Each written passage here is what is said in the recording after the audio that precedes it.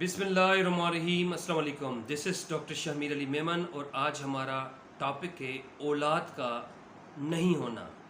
ख़ास करके जो शादीशुदा जोड़े हैं, जो मैरिड कपल्स हैं, ये उनके लिए लेक्चर है कि औलाद क्यों नहीं होती, क्या वजूहात हैं। व्यूअर्स, आप लोगों ने दो वर्ड डॉक्टर हजरात के मुंह से या लेडी डॉक्टर्स के मुंह से ज़रूर सुने होंगे, फर्टिलिटी एंड इनफर्टिलिटी।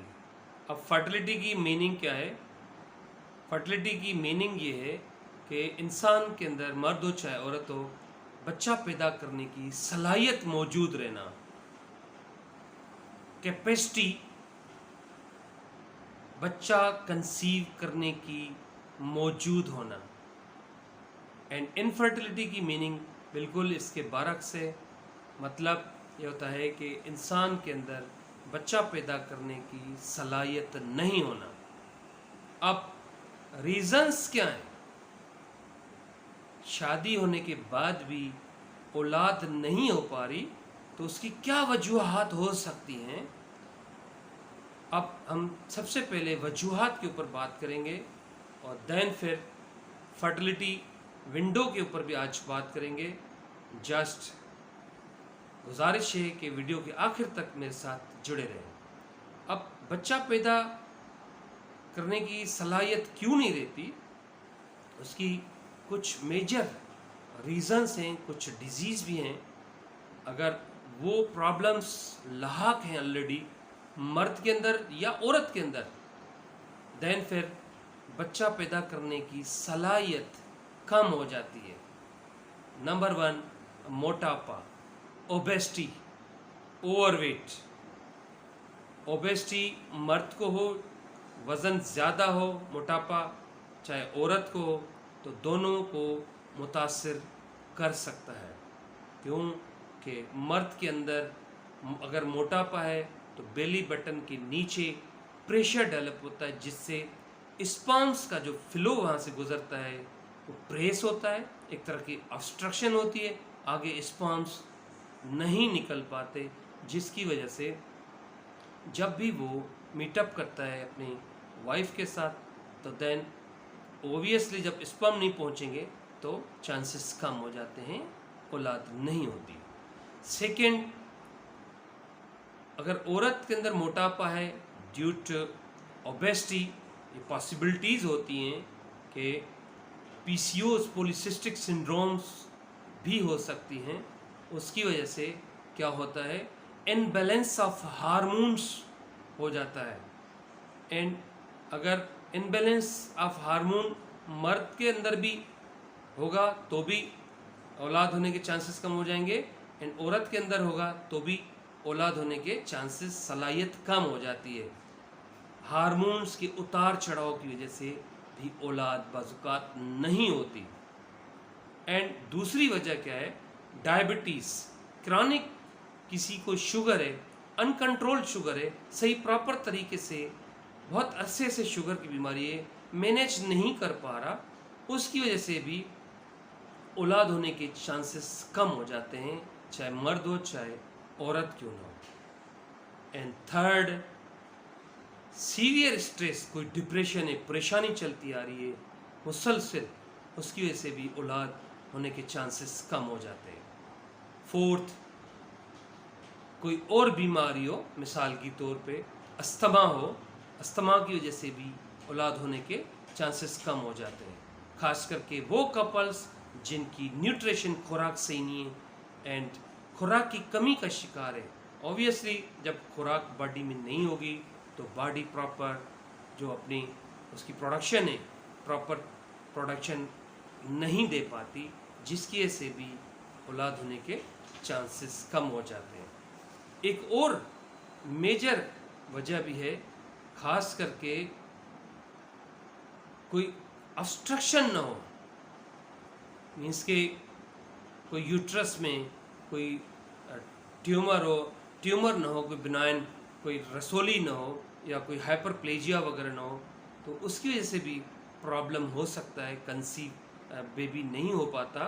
एंड मर्द के अंदर भी रिप्रोडक्टिव सिस्टम में कहीं जिस तरह मोटापे की वजह से ऑब्स्ट्रक्शन बताई, कोई और वजह से भी ऑब्स्ट्रक्शन हो तो उसकी वजह से भी औलाद होने के चांसेस कम हो जाते हैं। सो अगर आप देख रहे हैं कि ये जितनी मैंने डिजीज़ गिनवाई हैं, जितने प्रॉब्लम्स गिनवाए हैं, ये बिल्कुल नहीं है कपल्स के अंदर, हस्बैंड वाइफ के अंदर बिल्कुल नहीं है, क्लियर हैं, और इसके बावजूद भी औलाद नहीं हो रही। ऑब्वियसली क्या करते हैं फिर कपल्स, डॉक्टर्स अपने मॉलिज के पास जाते हैं, गायनाकोलॉजिस्ट के पास जाते हैं, और ख़ास करके बीइंग अ डॉक्टर, अगर जब भी मेरे पास इस तरह का कपल आता है तो मेरी कोशिश ये होती है कि सबसे पहले उनके जो हस्बैंड होते हैं मैं उनको टेस्ट वगैरह जो कंसर्न टेस्ट हैं वो लिख के दे रहा होता हूँ। सीमेन एनालिसिस हो गया, एक दो और टेस्ट होती हैं, या फिर अल्ट्रासाउंड वगैरह, सारी चीज़ें मैं लिख के दे रहा हूँ। सबसे पहले मैं हस्बैंड को, मर्द को क्लियर करता हूँ कि इनका पहले मालूमात होनी चाहिए। उसकी कुछ वजूहत भी हैं, क्योंकि जो फीमेल की जो टेस्ट वगैरह हैं वो थोड़ी सी कॉस्टली होती हैं, और दैट्स वाई।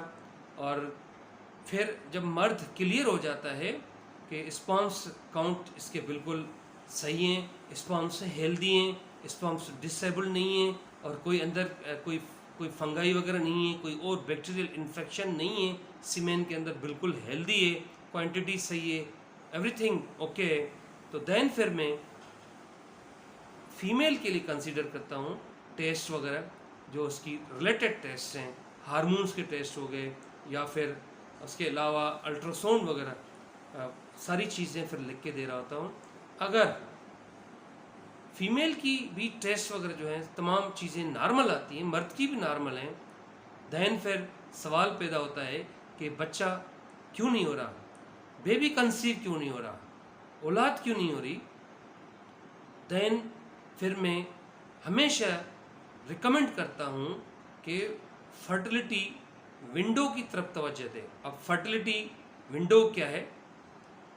फर्टिलिटी विंडो ख़ास करके औरत के लिए मैं कहूँगा, नॉर्मल अगर माहवारी जिस तरह आती है 28 तारीख को या 30 तारीख को, या जिसकी जो भी डेट है माहवारी की, लेट सपोज 28 तारीख को अगर मेंस्ट्रुअल साइकिल स्टार्ट हो रही है, अब माहवारी 28 तारीख को शुरू हुई तो आप 28 तारीख से गिनती शुरू करें।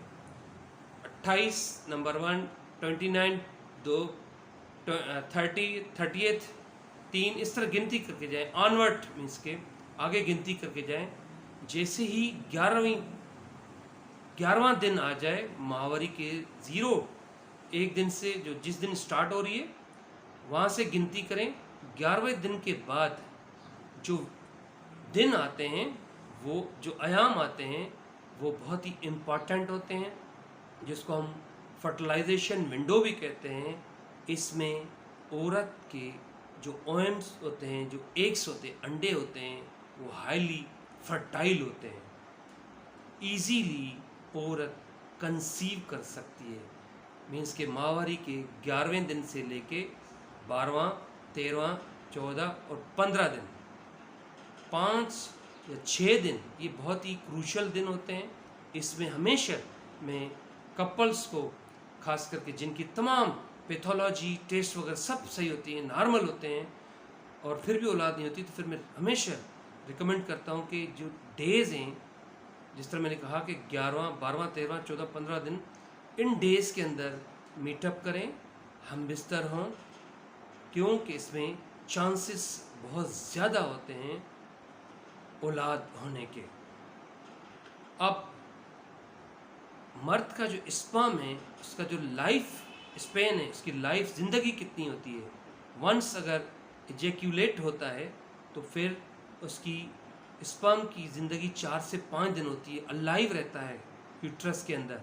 अब इन दिनों में जब भी एक रिलीज़ होंगे, एक ओव्यूलेट होंगे, मीन्स के मेच्योर होंगे, इसके बाद क्या होता है, स्पर्म इंजेक्ट होता है, इंसर्ट होता है एग के अंदर।